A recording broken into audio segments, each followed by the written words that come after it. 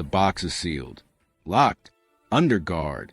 Yet by morning in Paris, the bullion meant for safe vaults is gone. They arrive expecting weight and shine, not heavy iron and cold lead. Someone trusted has replaced a fortune with pellets and carried the night with a calm that feels like betrayal. James Burgess, a railway guard with steady hands and quiet life, stands by the van and watches the train move away, unaware that by dawn his work will be questioned, his name dragged into a theft that rewrites what people believed about safety on the rails. This was not a smash and grab, but theft by patience and insider knowledge. For months, plans were folded into normal shifts, keys handled like everyday tools, and the smallest slack in procedure became the route to a crime. When the boxes reach Boulogne, then Paris, customs men expect bullion. Instead, they find weight where value should be. Panic is mild at first, then grows as faces are remembered, alibis tested, the truth beginning to thread through whispers. One man will carry the blame and the guilt. The question will remain, did he fail by choice or by circumstance?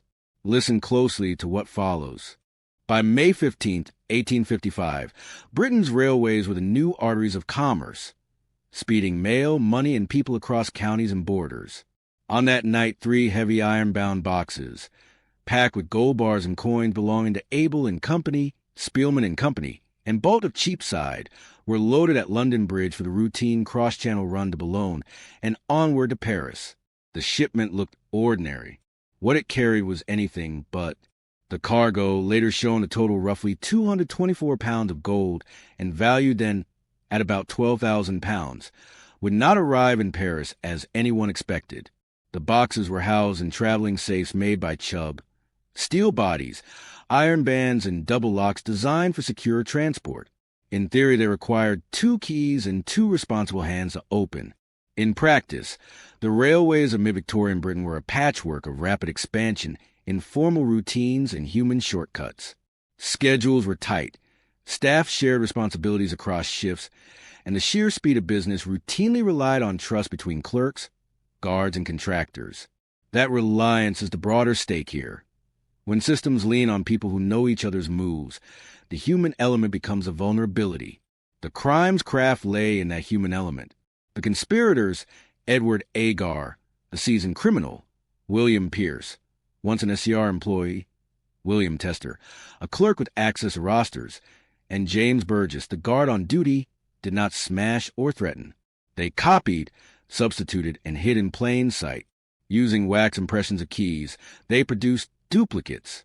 On the moving train, Agar worked in the guard's van, lifting rivets, levering open lids, and weighing gold into a scale he carried.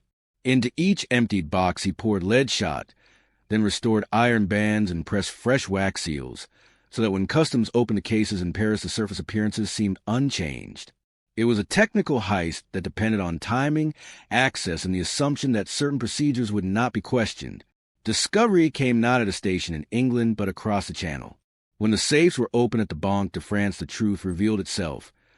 Gold had been removed and replaced with lead shot.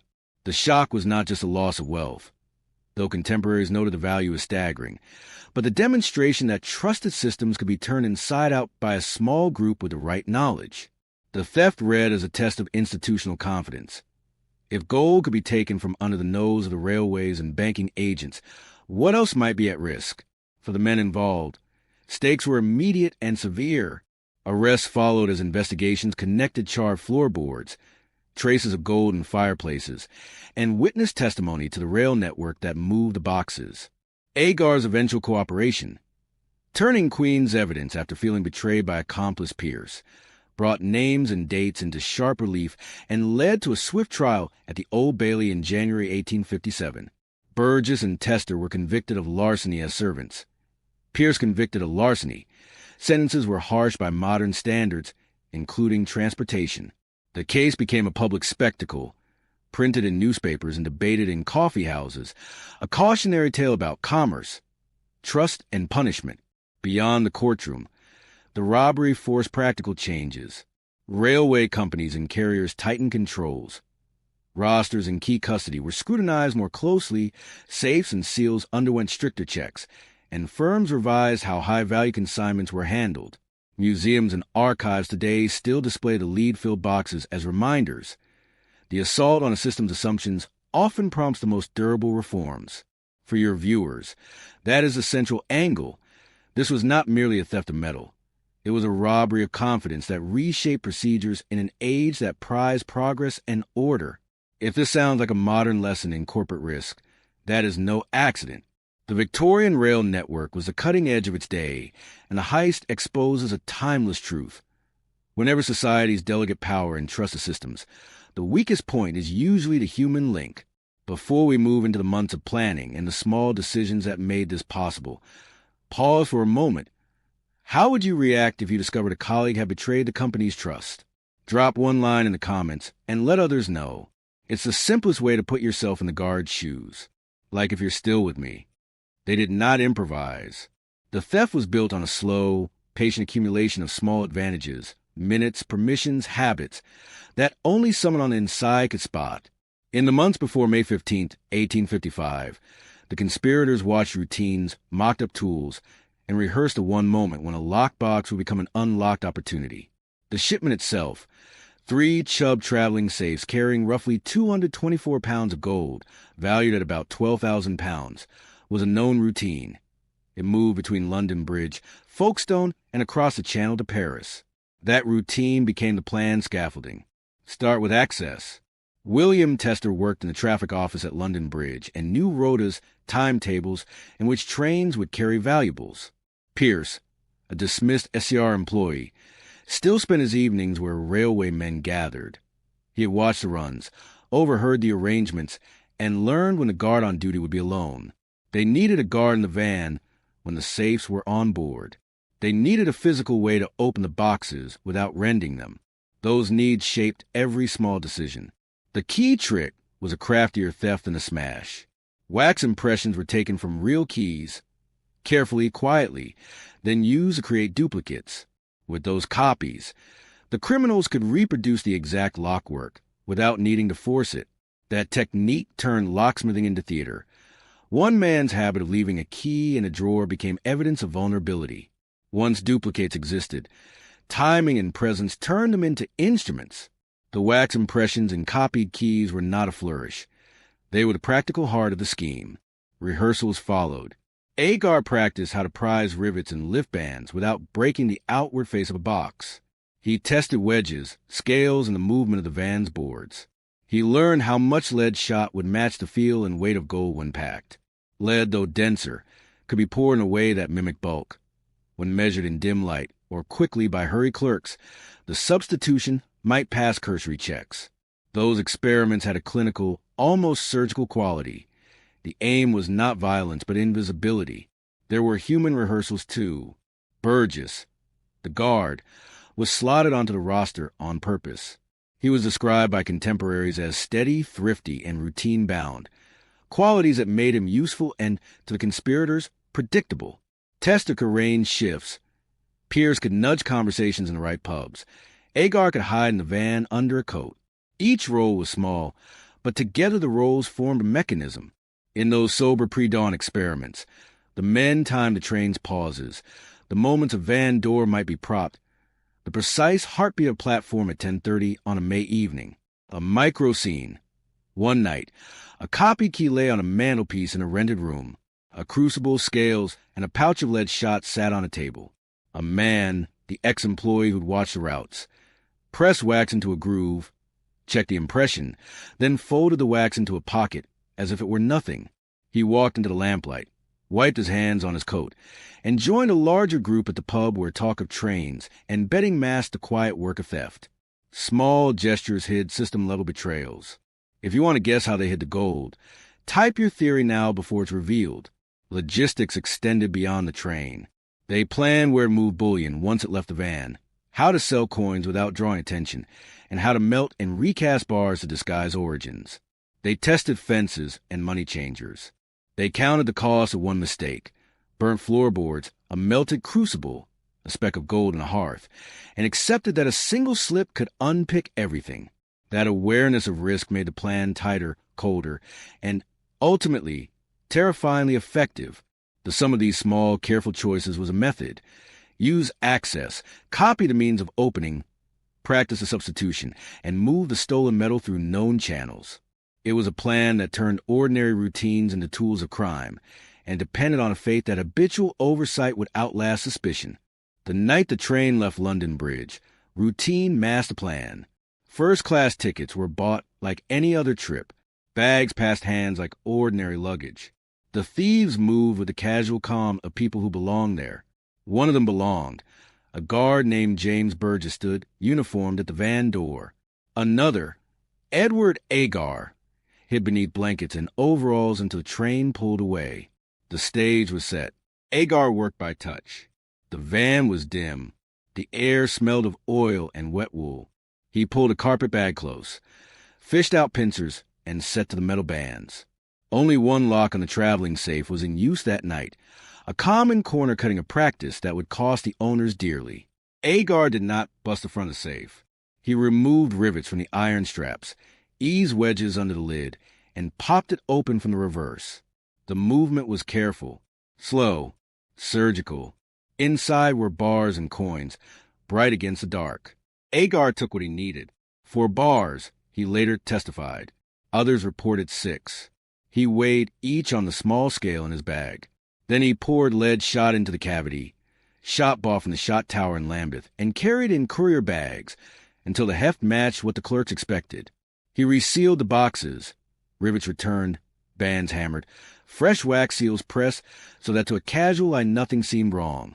When the van was opened at Boulogne and later at the Banque de France, the surfaces looked unchanged. The trick was perfection in the smallest detail. Agar's work was not solitary theater. Pierce, Tester, and Burgess each played small parts in the mechanical choreography. A door left briefly propped. A clerk's eye diverted by a manufactured problem. A shift change time to the minute. At Red Hill, parts of the operation were handed off. At Folkestone, the safe were moved to the steamer. The thieves relied on distance and routine. Customs and bank hands assumed the seals were intact, the weight correct, the chain of custody unbroken. That assumption was their ally. Inside the van, time felt long. Heartbeats sounded loud in narrow space. A clink of metal. A breath held too long. Agar carried the evidence of his trade in a leather pouch. Wax impressions, rough keys he had filed down, scales, and a crucible in which he had practiced with a small bar he'd purchased for testing. Each small tool had been tested on mock safe for months. The night's work was a final rehearsal. When they left the train at the pier, they seemed like ordinary passengers. The gold moved through the hands of people who did not know it was gone. Back in London, the conspirators had planned how to move and melt coinage, how to recast bars, and where to fence pieces without creating a paper trail. They had arranged couriers and safe houses. They had accepted the risks. A spark in a hearth, a speck of metal on a floorboard, a witness with a better memory than expected. That acceptance kept their movements measured and their voices low. The discovery came at the far end, in Paris. Men who opened the boxes expected bullion. Instead, they found weight without shine, lead shot packed to the brim. The reaction was immediate and public. Questions were asked across borders. British officials squinted at routines they had always trusted. The theft was not violent. There were no gunshots. There was a different brutality at work. The quiet dismantling of trust that underpinned trade. Before dawn and before accusations had names. There was silence in the van where Agar had worked. The men dispersed into the city, some to pubs and back rooms, some to the narrow lanes that hide strangers. One man left carrying guilt that would grow into something louder than legal punishment. Shame. For others, the plan looked flawless, until the first mistake. A burned hearth here, a speck of gold there, small traces that would later stitch the evening to particular hands. Those traces would matter when the law caught up. If you guessed at how they did it, you were close. It was not force that won the night. It was craft, patience, inside knowledge, and a single ordinary habit, a key left accessible, a lock half used, that made the impossible simple. If that surprises you, hit like and tell someone the next time you notice how a small oversight can invite a large theft. When the traveling safes reached Paris and were opened at the Banque de France, the scene inside was small and savage. Where gold should have glinted, there was instead dull lead shot. Clerks who expected bars and coin found weight without value. The discovery did not explode into accusation at once. It unfolded as a puzzle across borders. A question passed from one customs office to another. Had the theft taken place in England on the steamer or in France? The answer would come slowly in fragments. Back in England, investigators began to look beyond the obvious. The railway company examined rosters and key custody. The police tracked unusual purchases and expenses. Small traces started to appear. Specks of gold in a hearth, a scorched board where a crucible had been used, the smell of melted metal in a narrow room. Those physical slips were the opposite of perfection the thieves had sought. They were the thread that, once tugged, would unravel a carefully staged night. The first major break came for reasons the conspirators never planned on. Edward Agar, already entangled in a separate crime, was arrested for forgery. The circumstances of his other charges and a subsequent falling out with his partners altered the balance of loyalties. A woman connected to Agar, desperate for support, went to prison authorities and named names. Under pressure, Agar decided to speak. His testimony moved the case from theory to fact.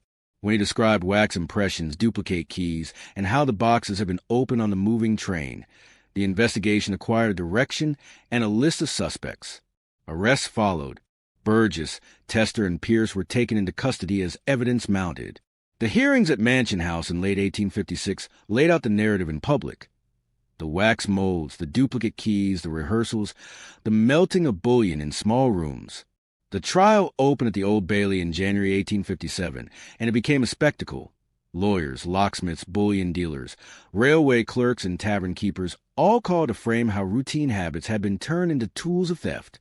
The prosecution painted a picture of patient craft.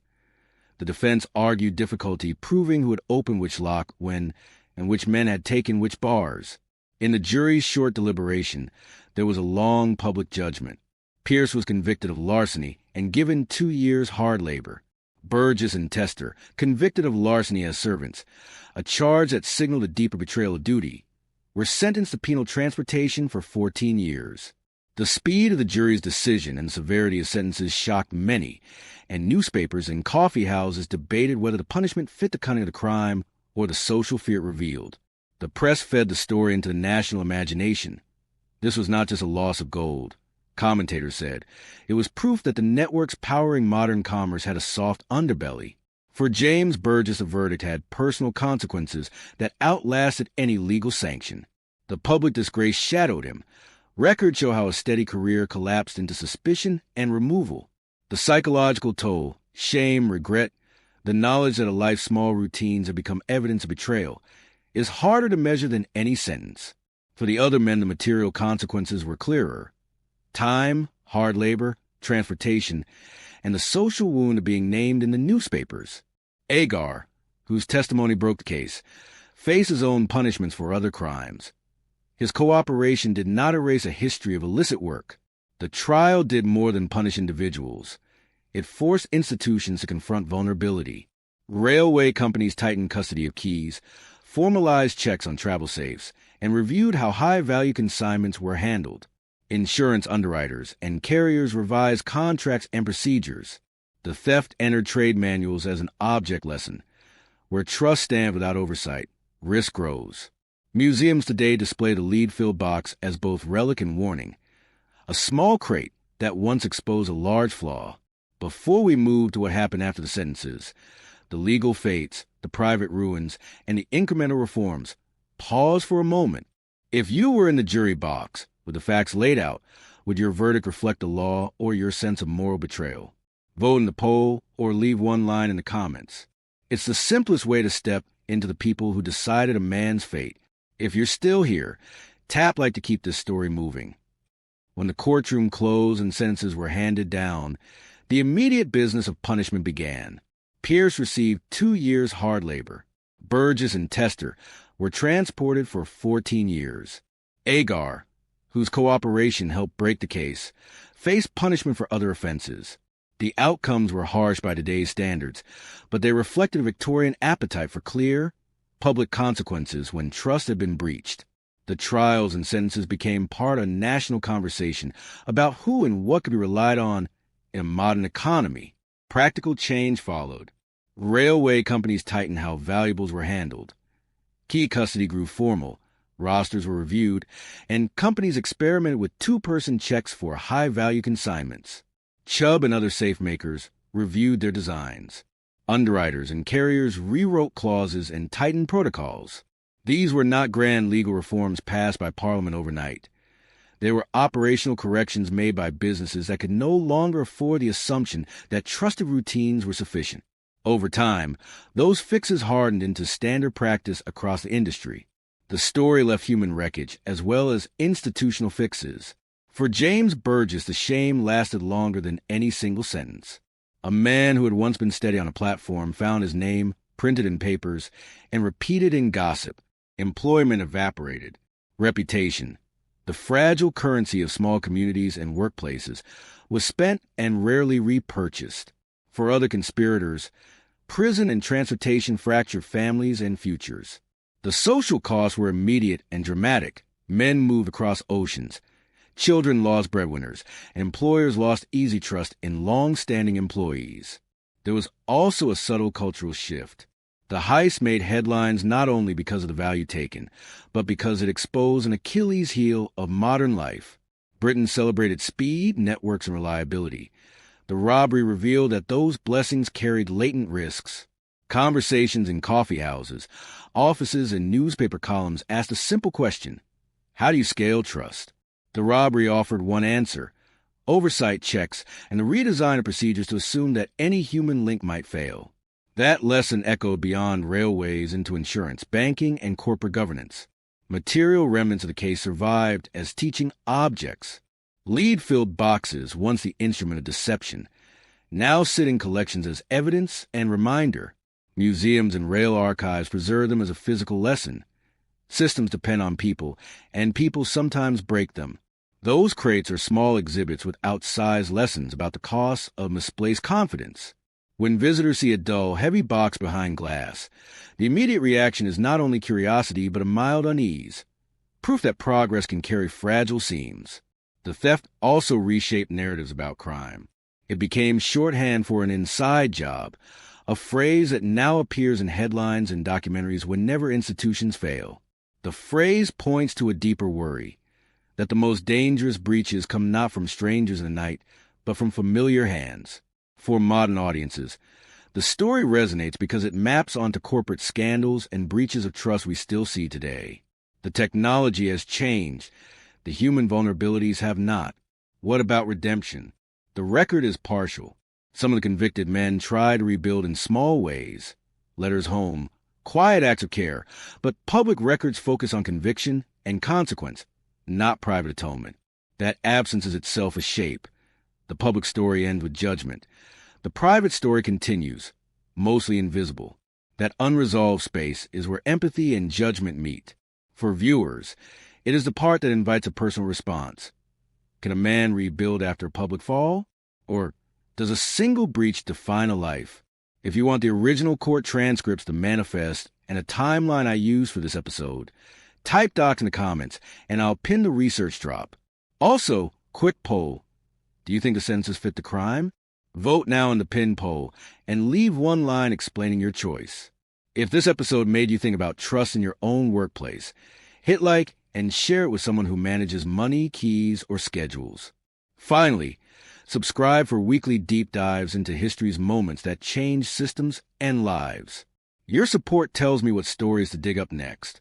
Years later, the lead-filled boxes sat behind glass, dull and heavy, a quiet accusation. Visitors paused, read the placard, and felt the odd mix of curiosity and loss that objects like this create. The theft did not just remove gold from a vault. It exposed a rule of modern life. Systems depend on people, and people sometimes choose badly. That lesson moved from headlines into practice, shaping how businesses guarded not only property but reputation. For James Burgess, the public record is short and sharp. Name, charge, sentence. The softer record. The nights he spent awake, the letters he may have written home, the tiny acts that hint at remorse, vanishes or survives in fragments. Contemporary reports suggest he became unemployable in the circles that mattered, a man whose steady routine was turned into evidence against him. Yet human stories are rarely only one note. Some accounts speak of small kindnesses later in life, of a man who, when given a chance, helped a neighbor or kept a quiet promise to a widow. Whether these were penance or habit, they matter because they show how lives continue after public judgment. The conspirators paid in different currencies of loss. Pierce served hard labor. Tester and Burgess were sent far from home. Agar, whose testimony cracked the case, faced other punishments in return for cooperation. Families fractured. Careers ended. The law was public. The aftermath was private and ongoing. That contrast, public spectacle versus private ruin, is central to why the story still resonates. It asks us to hold two truths at once: that rules must be enforced, and that punishment changes the punished and those around them in ways a headline cannot fully capture. Beyond the men, institutions shifted. Railway firms tightened custody of keys, formalized rosters, and insisted on paired checks for valuables. Safe makers redesigned some features. Insurers rewrote terms. These changes did not occur because a law was passed in Parliament, but because businesses learned that confidence could not be assumed. Over time, those operational corrections became standards. More eyes, more records, more ways to show that a chain of custody was intact. In that sense, the theft served as a hard lesson in risk management, an early chapter in the long story of corporate governance. Culturally, the case lodged in the public mind as shorthand for an inside job. It became an example taught to clerks, repeated in taverns, and used by writers to question the trustworthiness of systems. For modern listeners, the parallels are immediate. Data breaches, embezzlement, corporate fraud, these are contemporary echoes of the same basic vulnerability. Technology and methods have changed, but the fundamental risk remains. When institutions rely on routine and trust, a single human decision can produce large consequences. There's another angle, the way we judge. The jury's verdicts and sentences reflected a social need to demonstrate that the rails of commerce would not fail. Yet public judgment can also harden into something unyielding. For viewers, the Guard's arc raises moral questions that refuse easy answers. Was Burgess a willing conspirator, or a man whose proximity to opportunity turned into culpability? Did the sentence reflect justice or social theater? The case forces us to ask how punishment and mercy ought to balance when systems, not just people, have failed. Finally, the story endures because it is not only about theft. It is about trust, labor, and the human cost of modernization. The rails carried gold, but they also carried lives. Men paid to keep watch. Clerks paid to count. Families paid to wait. When those small arrangements were exploited, the loss rippled beyond ledgers into living rooms and lunchrooms. That human ripple is what keeps the story alive for viewers today. If this episode made you think about trust in your own workplace, leave one short line in the comments about a time you noticed a small oversight that could have become a big problem. If you like the court transcripts, manifests, and timeline I use, type docs and I'll pin the research drop. Finally, subscribe for more episodes that dig into moments when ordinary choices changed institutions. Your support helps bring these forgotten lessons back into light. In the quiet that followed the trial, the country tried to close the door on the story. Papers printed verdicts and moved on. Yet the dull weight of those lead-filled boxes kept returning in conversations, an object lesson in how systems fail when they depend too much on habit and too little on oversight. For our guard, for the clerk, for the families torn by sentences, the headlines were only the beginning. The aftermath stretched long and thin, measured in lost jobs, broken trust, and letters that never reached home. This story ends where many good lessons do, in a question rather than a conclusion. Was James Burgess a willing conspirator, or was he a man whose routine put him in the wrong place at the wrong time? Does punishment repair the damage to systems, or simply serve as an example that comforts the public? Those questions are hard because they force us to weigh intent against consequence, private weakness against public need. For listeners, the value of the episode is not a neat answer, but the invitation to reckon with the same dilemmas we face today. How do institutions balance trust and verification, speed and safety? If you remember one thing from this episode, let it be this. Small, ordinary oversights compound. A key left accessible, a seal glanced at in dim light, a habit handed down without scrutiny. Any of these makes a system fragile. The thieves did not win through force. They won by turning routine into weapon. That twist is the core lesson for managers, clerks, auditors, and anyone who signs off on the small decisions that keep commerce moving. Now, practical notes for those who want to take the lesson beyond theory. If you manage a team, institute paired checks for valuable consignments, document key custody in 2 places, rotate responsibilities, and consider random audits. If you work in a modern equivalent, data, payments, access control, treat trusted habits as the first place to look when risk appears. The past teaches the present, because human behavior remains a constant variable across centuries. Before we close, a few quick asks that help this channel keep telling these stories. First, if you want to court transcripts, manifests, and timeline I used, type docs in the comments. I'll pin the research drop and include source links. Second, vote in the poll. Did the sentences fit the crime? 1 click and 1 short line in the comments explains your view. Third, if this episode made you think about an oversight at your job, share the story with one colleague who handles keys, cash, or critical access. That simple share might prevent a future failure. A short note on what comes next. In the next episode, we'll trace a different breach of trust. This time a financial scandal that unfolded inside a city bank and forced auditing practices into being.